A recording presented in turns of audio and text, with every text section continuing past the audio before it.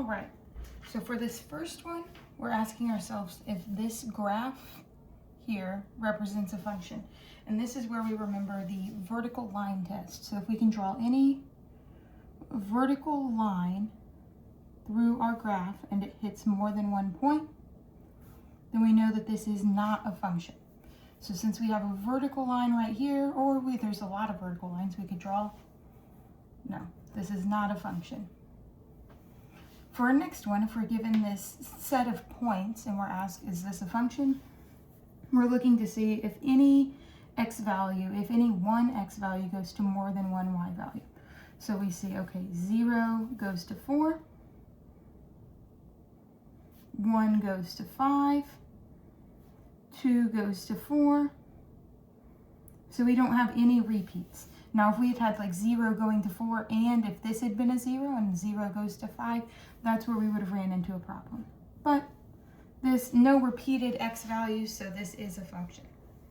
All right, now this is where it gets a little bit trickier. If we have g of x equals 2x squared minus 5x plus 10, and we want to find g of -1, our first step, I like to make that skeleton. So we're going to find our g of x. That's what this g means, is go find the function g of x. So I'm going to find our g of x. And anywhere I see an x, I'm going to leave a hole because I know I'm going to be plugging this in. So I'm going to say 2 times something squared minus 5 times something plus 10. And then that thing that I plug in, that is what this here is doing. So this -1, this -1, we're going to put into those spots. And then this is why we started out the class with that prerequisite review doing a little bit of order of operations work, because we know that we need to do this exponent before this multiplication. We don't want to multiply this 2n until we've dealt with this exponent. So -1 squared is going to give us +1. So this will become 2, -1 squared is +1, so times 1, minus 5 times -1. So this is going to become plus 5, plus 10. 2 times 1 is just 2, plus 5, plus 10. 2 plus 5 is 7, plus 10, and we get 17. Okay, so if they give us a number inside here, we're evaluating g at -1. That's what we would say here, g of -1. If there's a number inside here, we're going to get a number as an answer. So then over here, if we have g of x plus 1, if we have a variable inside here, we should end up with a variable as part of our answer. So let's see, we're going to start the same way. We're going to kind of create that skeleton. So 2 times something squared minus 5 times something plus 10. So I'm just going back to that g of x, and I'm leaving holes anywhere I see an x, leaving these gaps, because then I'm going to go up here. I'm going to say, okay, what is inside? What am I evaluating g at? I need to put that in. X plus 1, x plus 1. And now be careful, because this is a bit more work. Maybe I'll do this bit off to the side. This x plus 1 squared here, to do x plus 1 squared, well, let's write it off to the side. X plus 1 squared is the same as x plus 1 times x plus 1. Remember, an exponent is just repeated multiplication. And to simplify this, we're going to need to FOIL. First, outside, inside, last. If you forget to do this, what you'll see me write on your paper is FOIL. First, outside, inside, last. So x times x, those are our first two terms, x squared. Outside, x times 1 plus 1x. Inside, 1 times x, so plus 1x again. And then last, 1 times 1 plus 1. And then while I'm over here, I might as well combine like terms here. So x squared plus 2x plus 1. And I'm going to replace what I have right here, this x plus 1 squared, with this x squared plus 2x plus 1. So if you had just kind of like distributed this square and just said x squared plus 1, you would end up missing this middle term. So you got to be careful. So this will be x squared plus 2x plus 1. And then we've got that 2 in front.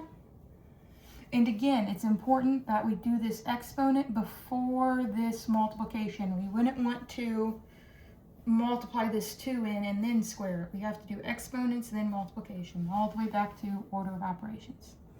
And then let's go ahead and distribute that minus 5. So minus 5 times x, minus 5x, minus 5 times that 1, so minus 5. Make sure to keep that negative when you're distributing, plus 10. And now we have to distribute here as well.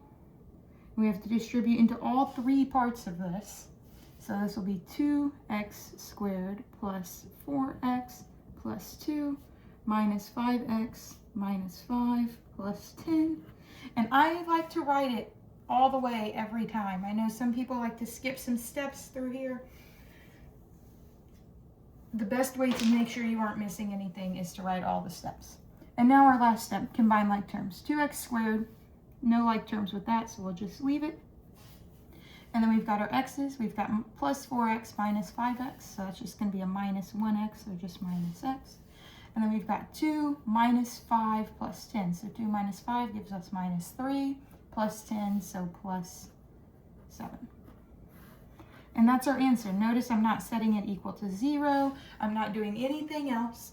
Once we simplify it, if we are given an algebraic expression here, our answer is going to be some kind of algebraic expression down here. No solving from here. Okay, so then determine the domain of h of x if equal to the square root of 4x plus 18 and write your answer in interval notation. Okay, so if we're looking for a domain, we're asking ourselves, what are we not allowed to do? And when it comes to square roots, the thing that we're not allowed to do is take the square root of negative numbers. When we're talking about domain, we're only talking about real numbers. We aren't concerned with those imaginaries. So we can't let this be negative. So it can be anything 0 or greater. In other words, we have to say whatever's on the inside there, that 4x plus 18, if we're saying it's greater, 0 or greater, then we're saying greater than or equal to 0. So whatever is inside this square root, we're saying greater than or equal to 0, always, for square roots. And then from here we solve like any other inequality. We'll subtract 18. 4x is greater than or equal to negative 18. Divide by 4, we're just trying to get x by itself, divide by 4. X is greater than or equal to negative 18 over 4. We can simplify to negative 9 over 2. Divide the top by 2, divide the bottom by 2. X is greater than or equal to negative 9 over 2. And then if we want to write this answer in interval notation, sometimes it helps to draw that number line. We can make that negative 9 over 2 just somewhere in the middle. Since we're greater than or equal to, we would use a closed filled in circle to mark that on a graph. And since it's greater than, we're looking to the right. It's pointing to the right. We're looking at numbers bigger than negative 9 over 2. And this is the direction of infinity. Remember, negative infinities to the left, positive infinities to the right. Negative 9 over 2 to infinity. And we use that square bracket on the negative 9 over 2. Since it is included, it's the or equals to, it's that filled in circle. We can take the square root of 0, so that's why we can track that all the way down to ending up with that square bracket. And we always use a parenthesis on infinity. Okay, one more. So given the graph of f of x, find x if f of x equals negative 2, and find f of 3. Well, let's start with this one. So if f of x equals negative 2, that's the same as saying y equals negative 2. And if y is equal to negative 2, well, we can go down on our y-axis, find y equals negative 2. And we want to stay at that same height. Our y's give us like a height, right? And so if we're looking along that height, and also now that we've graphed lines, you might recognize this as the line y equals -2, right? Y equals gives us a horizontal line. Anyway, we see where we cross our graph, and we can write those points. This is 1, -2, and this one is -3, -2. And if you write your points like this, and you notice that the y value, you're looking for y equals -2, and you notice the y value isn't actually -2, well, then you've got a problem. That's what you were trying to do. And remember, for this, we need to find all of the points. You don't want to just find one of them. You want to find all of them that you can. And so then we look for our x. So x is 1 and -3. So x equals 1, x equals -3. If you want to write this with a comma, you can write 1, -3, but don't put this in parentheses. This isn't a point, this isn't an interval, right? These are just single x values. So if you're going to write points, you would need to write it like this with the -2 in there. But if you wrote this in parentheses, it would look like your y was equal to -3. So be careful. You can write your answer like this or like this. Just be careful that if you're using symbols, you know what they mean and you know why you're using them. Okay, so then our last one, f of 3. This is like saying, what is y if x equals 3? So if x equals 3, then we're going to go right 3. So this is our x-axis. So this x equals 3 is telling us how much to go left or right. So we're going to go right 3. And again, we would look up or down, except when we go right 3, we're actually already on our graph. We don't have to go up or down at all. In fact, we're on the point 3, 0.